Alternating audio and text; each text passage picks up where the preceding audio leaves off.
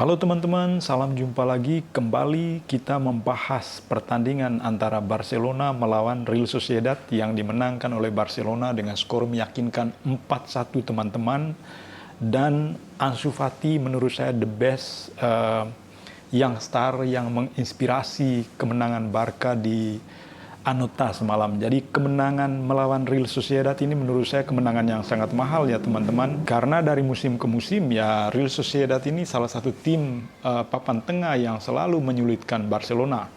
Dan kita melihat bagaimana Ansu Fati ini menginspirasi kemenangan Barcelona hanya dalam tempo 14 menit dia menjadi super sub menggantikan Ferran Torres. Semua pola permainan dinamika di dalam tim itu berubah total, dan Ansu Fati menurut saya adalah inspirator utama dalam kemenangan di Anoeta Stadion ini. Dan kita melihat beberapa hal yang menurut saya penting ya untuk dikilas, yaitu bagaimana misalnya bekelnya ke Ousmane Dembele yang menciptakan gol kedua. Lalu dia menciptakan assist kepada Lewandowski, dan dia sendiri menciptakan gol pada gol ketiga ya, yang bisa menutup kemenangan Barca pada pagi-pagi tadi. Dan ini menurut saya pertandingan yang keren lah untuk Ansu Fati, dan layak dan pantas dia menggunakan jersey nomor 10. Dan waktu pramusim saya melihat teman-teman fans Barcelona ini banyak sekali yang menghujat Ansu karena penampilannya tidak terlalu buruk ya, namanya fans juga penilaiannya macam-macam.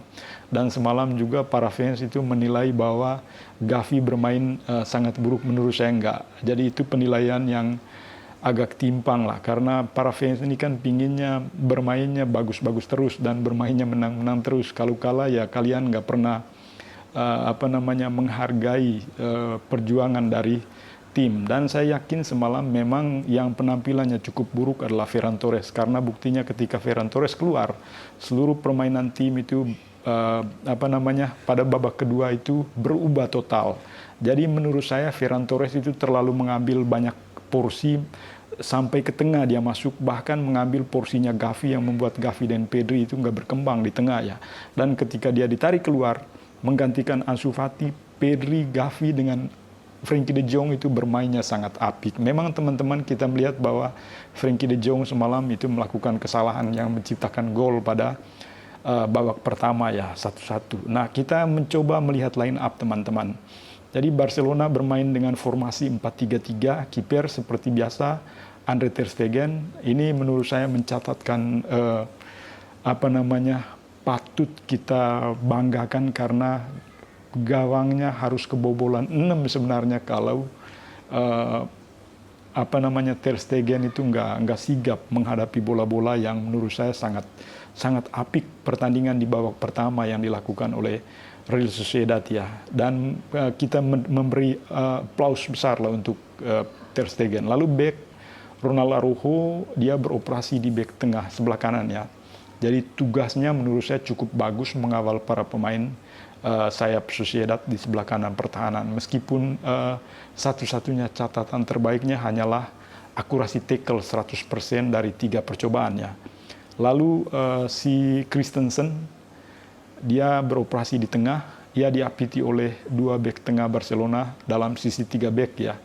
Jadi ketenangannya dalam mengalirkan bola membuat jadi outlet position Barcelona lah dalam hal bertahan.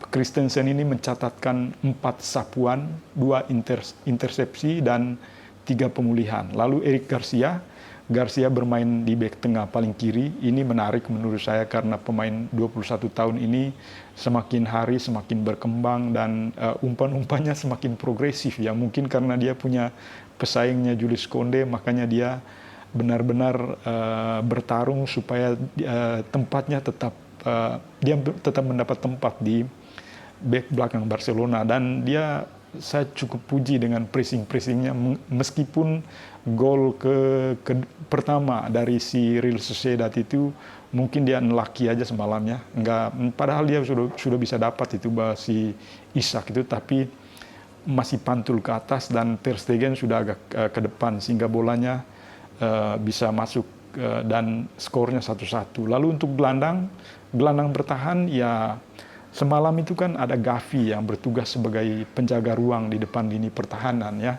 Jadi keberadaan Gavi menurut saya ini menjamin keamanan ya selagi Frenkie de Jong sibuk mengatur permainan di lini belakang ya. Penampilan bertahannya pun tidak buruk-buruk amat meskipun ia gagal sekalipun mencatat tackle sukses. Dan menurut saya ya penampilan Gavi oke ketika dia memasuki babak kedua ketika Ferran Torres itu keluar dan digantikan oleh Ansu Fati. Permainan antara Gavi, Pedri dengan De Jong itu sangat padu dan saya berharap pekan depan Xavi mencoba lagi tiga pemain midfielder ini, Gavi, Frenkie de Jong dengan Pedri ditambah dengan Ansu Fati karena keberadaan Ferran Torres itu sangat mengganggu permainan tim menurut saya teman-teman.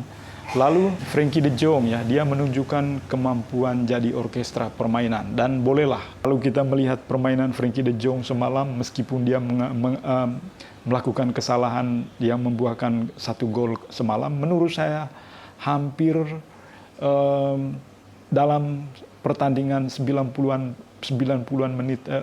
menit lah Frenkie de Jong itu bermain dengan sangat bagus, umpan-umpannya sangat bagus, lalu bola tidak ada yang negatif dari permainan Frenkie de Jong. Lalu akurasi umpan panjangnya itu 100% menurut saya dan akurasi umpan keseluruhannya itu oke. Ia hanya salah sekali dalam melepas umpan ya yang direbut oleh si Take yang semalam itu. Dan menurut saya Frenkie de Jong itu tetap menjadi orkestra di lini tengah dan mungkin itu sebabnya si Xavi tidak memilih Pjanic yang bisa menggantikan posisi Busquets. Saya kira De Jong ini akan menjadi pengganti sempurna untuk Busquets karena isunya kan De Jong mau dijual. Tetapi dengan melihat permainan De Jong semalam itu menurut saya oke banget dan tidak perlu dijual, hanya memang perlu dinego lagi gajinya. Lalu Pedri, jadi Pedri ini menurut saya ya nggak bisa Pedri ini adalah penyambung antara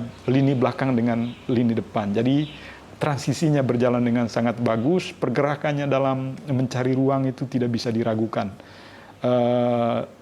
Dari dia itu kemampuan De Jong untuk mengatur ritme dari belakang bisa disinkron ke lini depannya. Jadi dia semacam penyambung antara lini belakang dengan lini depan. Memang secara keseluruhan Barcelona pada babak pertama itu bermainnya sangat menjenuhkan karena memang faktor satu dari Ferran Torres bermain sangat buruk ya. Lalu Ferran Torres, jadi ya menurut saya permainan dari Ferran Torres semalam itu sangat buruk ya. Dia hanya bermain 64 menit tetapi kontribusi di lapangannya sangat minim. Jadi terutama di sisi ofensif lah. Di sisi ofensif Ferran Torres yang bisa diharapkan itu untuk bisa mengumpan bola ke Lewandowski itu sangat sulit sekali. Bahkan dia bermain agak ke dalam dan agak bebas. Bahkan dia akan mengambil semua posisi yang seharusnya ditempati oleh Pedri dengan Gavi ya. Akhirnya dua gelandang mereka itu tidak berkembang dengan baik. Dan ketika dia keluar digantikan Ansu Fati, permainan Barcelona menjadi sangat padu dan menarik ya. Di Ousmane Dembele juga semalam ya bermain cukup bagus pada babak kedua. Hanya memang babak pertama sama. Di babak pertama menurut saya ya hampir keseluruhan pemain Barcelona ya bermain standar-standar aja. Dan kemungkinan besar karena mereka belum padu. Dan pada babak kedua ketika Ansu Fati masuk, dia menginspirasi semua permainan tim. Lalu Alex Balde, jadi ini menggantikan si Jordi Alba. Jadi Balde ini tidak sia-sia ya diberi kepercayaan Xavi dan dia bisa membalas dengan 1 umpan untuk Lewandowski pada babak pertama, gol menit ke 1 sekian menit begitu. Dan Balde itu kalau saya lihat dia menyerangnya sangat bagus, memang bertahannya memang agak sulit dan ini harus dilatih lagi ya, perlu jam terbang, dribblenya juga bagus, lalu melepas umpan akurat ke Lewandowski juga sangat bagus. Nah memang dia digantikan oleh Jordi Alba pada menit ke 60-an gitu ketika Barcelona sudah menang 3-1 dan menurut saya Balde itu menjadi pengganti yang sepadan untuk Jordi Alba. Memang ada isu bahwa si siapa namanya Alonso akan menuntaskan transfernya ke Barcelona, tapi menurut saya si Balde menjadi pilihan yang bagus ya.